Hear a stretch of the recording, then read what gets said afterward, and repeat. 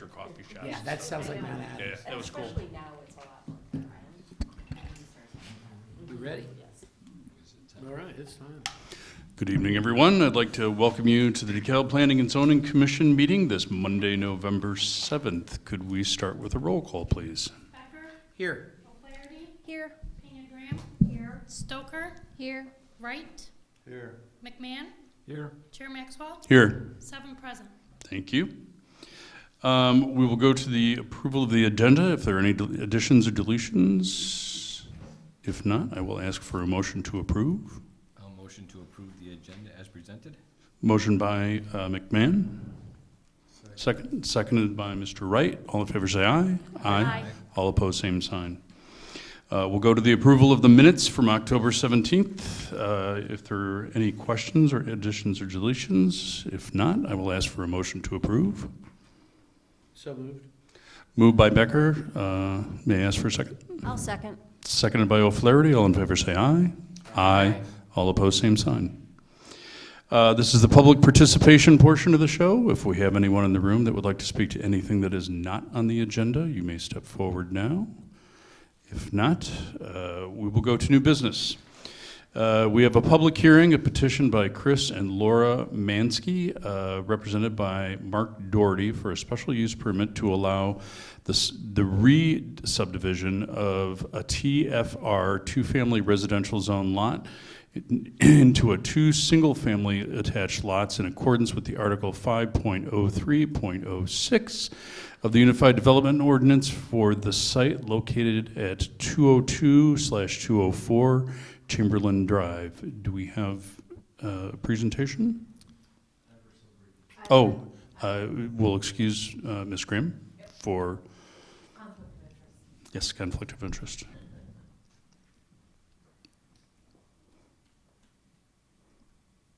Thank you very much. Do we have a presentation?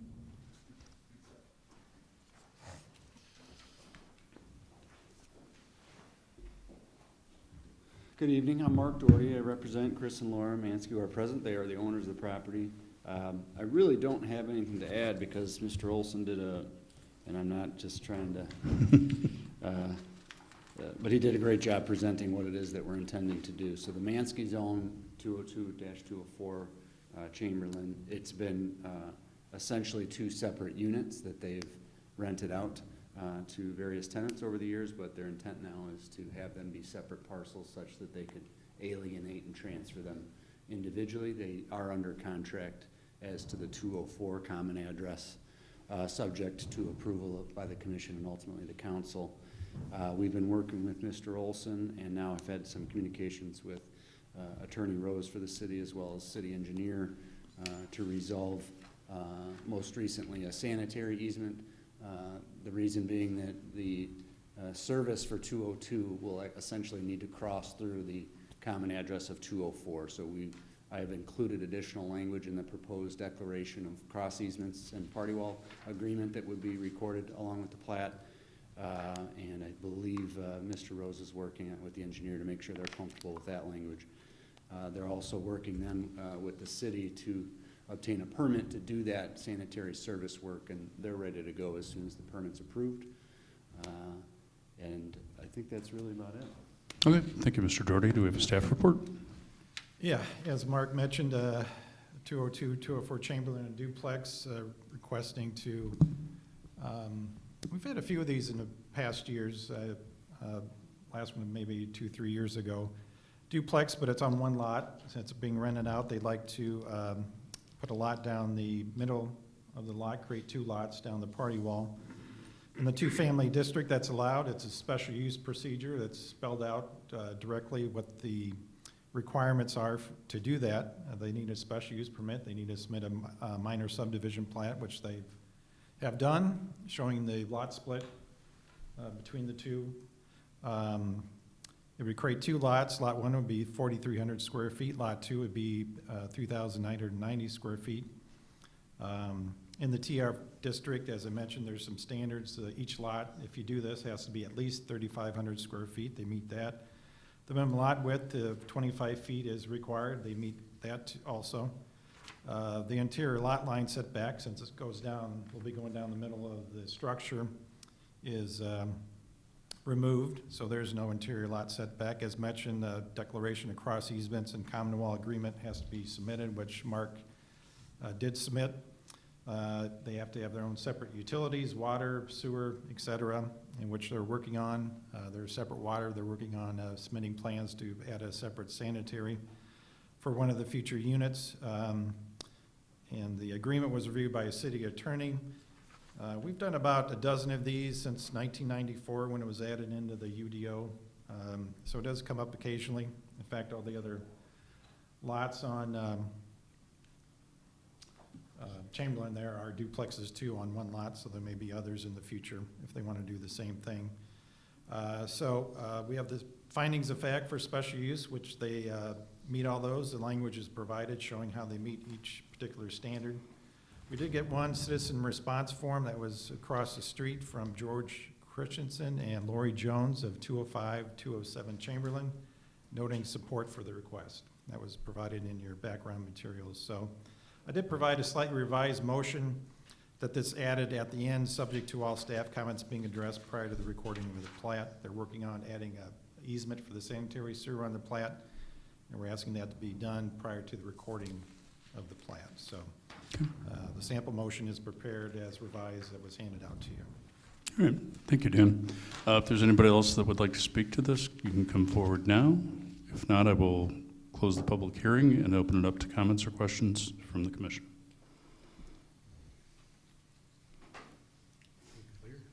Dan, you talked about having some other similar developments like this. Any concerns, trouble, any with any? No, the last one was about 3 years ago. I can't remember the streets. They're on the south side of the city. One was in the RC1 district, too. I've not heard any issues. It's pretty straightforward. It's more of a legal procedure almost. It's splitting the lot, but there's been no issues that arose from those particular ones that were approved. Okay. Anyone else? Curiosity? Nothing?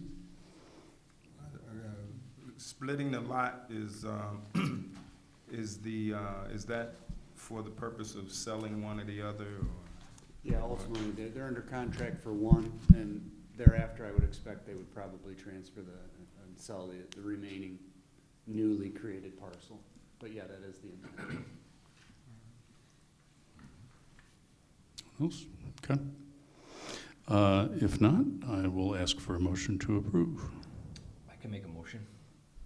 Based upon the submitted petition, testimony presented, and findings of fact, I move the Planning and Zoning Commission forward its findings of fact and recommend to the City Council approval of a special use permit to allow the re-subdivision of a TFR 2-family residential zoned lot into 2 single-family attached lots in accordance with Article 5.03.06 of the UDO for the property located at 202-204 Chamberlain Drive, and approval of the final plat of the Mansky subdivision labeled as Exhibit A, subject to all staff comments being addressed prior to the recording of the plat.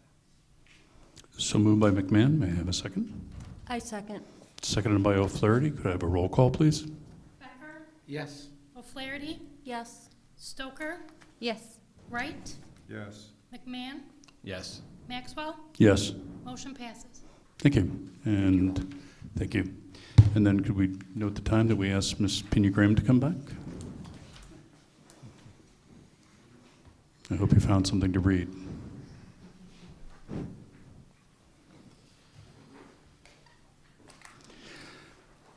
The second item of business we have is a public hearing, a petition by DINA 5 Inc., DBA Smoker's Choice, represented by Omar, I'm going to apologize for this, Yunus, for approval of a special use permit for a retail tobacco store at 1180 West Lincoln Highway. Is there a presentation?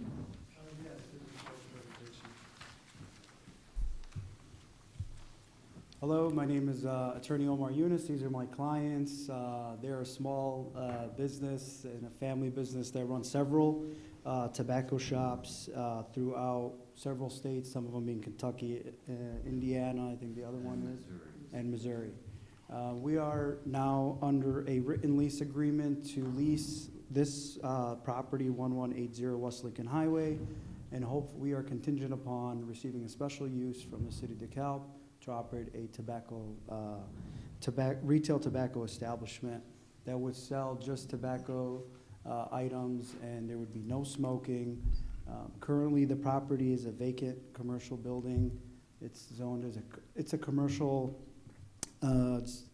commercial plan designation, and we are just requesting a special use so that my clients can operate their business as a tobacco store. Okay, thank you. Steph, presentation? Yes, reports provided, as mentioned, it's a retail tobacco store. That's a special use in the light commercial district, which this site is zoned. It was a former Beef Shack restaurant and other restaurants before that. Beef Shack closed initially in early 2020, reopened in the summer of 2020, and then closed again late last year. So it's been vacant for some time, about a year. In 2015, the city amended the UDO to create regulations for retail tobacco stores. There's a definition provided. You have to have more than, or 30% or more of your revenue devoted to the sale of tobacco products and accessories, or more than 25% of your floor area devoted to tobacco products and accessories, which they obviously meet. And we added it as a special use in our commercial districts, the CBD also, and the industrial districts. This site's zone light commercial, so it's a special use. There were a few setback standards in the regulations too, 200 feet from any residential zone property or a parcel occupied by a public or private school, K through 12. In addition, no retail tobacco store could be located within 200 feet of another retail tobacco store. In Chapter 64, we have smoking regulations also. In there, we do require that the retail tobacco store, if you qualify, must be in a freestanding building, which this is. So now at the time of 2015, we had, doing the research, 3 existing retail tobacco stores in the city. Lucky's on East Hillcrest, a smoke shop in the Junction Shopping Center. Were legal non-conforming. They were established beforehand and can continue, and they're still in operation. The smoke shop was a former name, I think, when they first opened up. Aroma's Hookah Bar at 811 West Lincoln, this recently closed about a month ago, but they were grandfathered in too, so to speak. So the proposed location meets all the standards, the setback standards. It's a freestanding building, of course. That was done, I think, to avoid any retail tobacco store in a multi-tenant structure where you had sharing of ventilation systems, et cetera. There'll be no smoking in this location. There's a drive-through, of course, that was there with the Beef Shack. They're not going to be using that. In fact, we're making that as one of the conditions. They can't use a drive-through in association with the business. And also, if there's any expansion of the building, they have to amend the special use permit, which would require another hearing in front of the commission. Parking, they have adequate parking based on the UDO. They were required about 7 spaces. There's 23, counting them on the site. A few years ago, Beef Shack did do, when they first moved in, a little alteration to the front entrance and added some pickup spaces for people waiting for their food over here. And at that time, we had them add some little landscaping in front. This is Omar mentioned some of their other locations, is pictures of some of their other locations that they operate, the applicant does. And that's the front of the building. So we had them add some landscaping in front a few years ago. The dumpster on site is, there's already enclosure there. So there's no other site issues. Parking's still striped, so there's no other additional changes they need to really make beyond, of course, the inside of the structure. Standards for special use, they comply with the UDO. The comp plan recommends commercial for the site, of course. They're compatible with the surrounding area, which is a variety of commercial service uses. They meet all the site requirements and the UDO requirements for these particular type of uses. We did get one public response form from Sang Wu, owner of 1127 West Lincoln. That's the Popeye's Chicken across the street. There was no additional information provided. They just indicated they did not support the request. So the sample motion is prepared. It recommends approval with 3 conditions. The drive-through on the east side of the building cannot be used in the operation of the special use. No smoking in the existing building on the site. And the existing building cannot be expanded unless they amend the special use permit, which would require a public hearing. Thank you. And again, if there's anyone that would like to speak to this, obviously there is not, so I will close the public hearing and open it up to comments from the commission. Questions? Observations? I have a couple quick questions. One, 1,800 square feet for a smoke shop, is that typical of your other businesses? Yes, we have a couple of locations, one close to 5,000 square foot, the other one 2,800. One in Missouri is 2,300 square foot, and the one in Muncie, Indiana, it's almost 2,200 square foot. Okay. So for the time being, the building is large enough, but there's a possibility that at some point you may have to expand? No. No, this is what you think is appropriate for your needs? Okay, all right. Dan, I have a question just out of curiosity. What was, when we deemed that it had to be a standalone building, I'm just curious what the rationale was for that. I guess it was, before I got here, I think it was perhaps related to if a multi-tenant building, there's potential sharing of the ventilation system, and if you had a smoke shop that people are allowed to smoke inside, that might go into another tenant space perhaps, so they just banned those in multi-tenant buildings. But we had 3 in at the time. They were grandfathered, one closed down, but I think that was the reasoning behind it. But there's no Thanks. smoking in any now? Huh? No smoking in any of them now, right? No, no. How much of the business is vape smoking? Do we sell those products or just Yeah, tobacco? we sell vapes, we sold CBD, Delta 8s, we sell glass, cigars, we will have a humidor in there, and hookah tobacco, and loose tobacco. How much is vape? Probably, I would say the other's 20% probably is vape. Yeah. There's a lot of cigars you're gonna rely on and other tobacco products and accessories.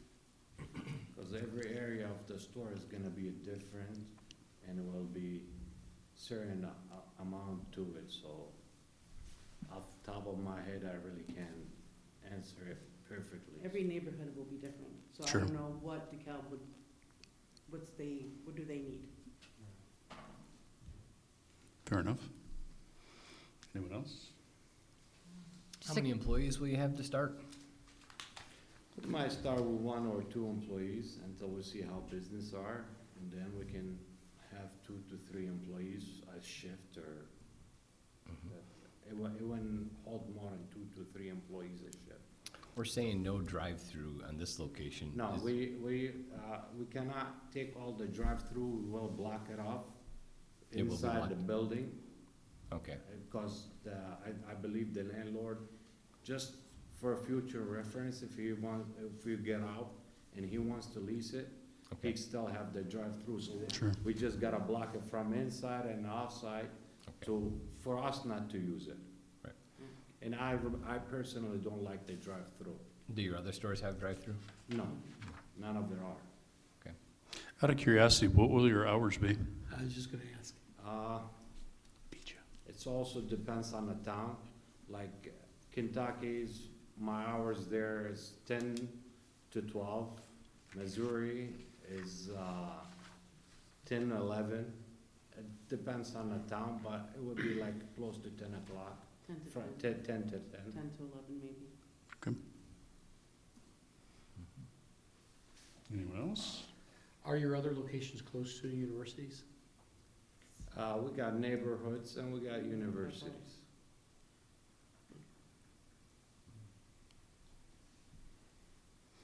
Okay, if there aren't any other questions. I just have one comment, just because since I've been here, that's been like a Happy Burger, a taco place, a burrito place, a Beef Shack twice, a hot dog place. So I'm kind of like, wow, something that's not fast food's I going in know. there. That's good luck to you guys. So Well, I hope it works out for us.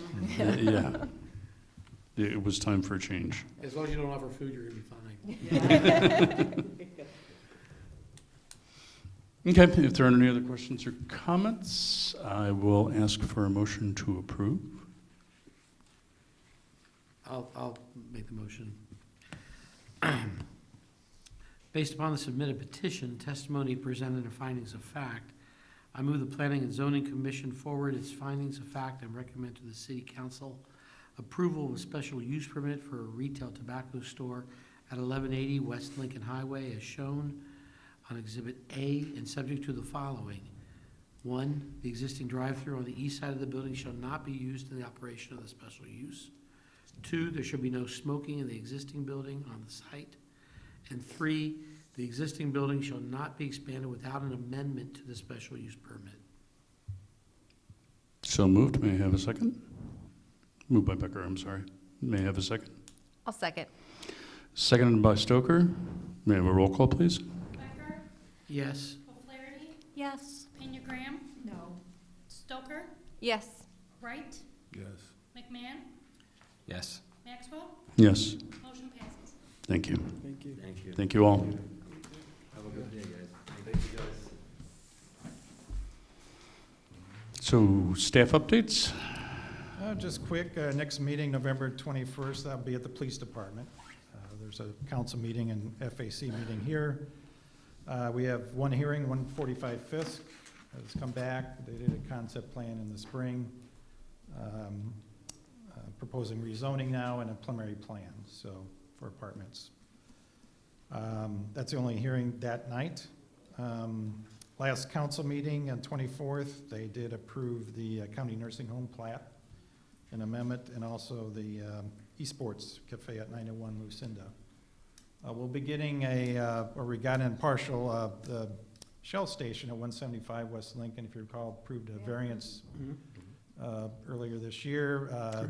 They did not pull a permit within 6 months, which is required in our UDO that a permit has to be issued for any variance. They had some issue with the contractor, it got delayed, so they'll come back, have another hearing, that should be in December probably. They did remove one of the coolers in the back, which caused the need for a variance. They did take out the small one, it looks like, so. But they'll be back for a hearing in front of you sometime in December. That's all I had, thanks. Okay, thank you. Any other comments, questions? If not, I will ask for a motion to adjourn. So moved. So moved by Mr. Wright. May I have a second? I second. Seconded by Pena Graham. All in favor say aye. Oh, I'm sorry. My O'Flaherty, I apologize. My ears are going the wrong way. Seconded by O'Flaherty. All in favor say aye. Aye. All opposed, same sign. No, Mr. Becker. Thank you very much and have a good evening. You will be the one to do it one of these days. I'm just waiting. I got 3 more meetings to do it. One of these meetings I'm going to. Your term up in 3 more meetings? Yeah, December 31st is the end of my term. Are you All right, thanks, let me know. remarks? I intend, I was thinking, who was it? Was it Daniel Webster that stood before Congress for 28 hours? Yeah. That's As my I reflect on intention. my time, When I starting think in back- April of 2019, going to May of 2019. I will deliver the minutes of every meeting that I've attended. I like it. Reminding your colleagues. I'll be absent from that meeting. Yeah. Hope you guys can still be here so there's a quorum. Yeah. Have a good night. See you guys. Good night.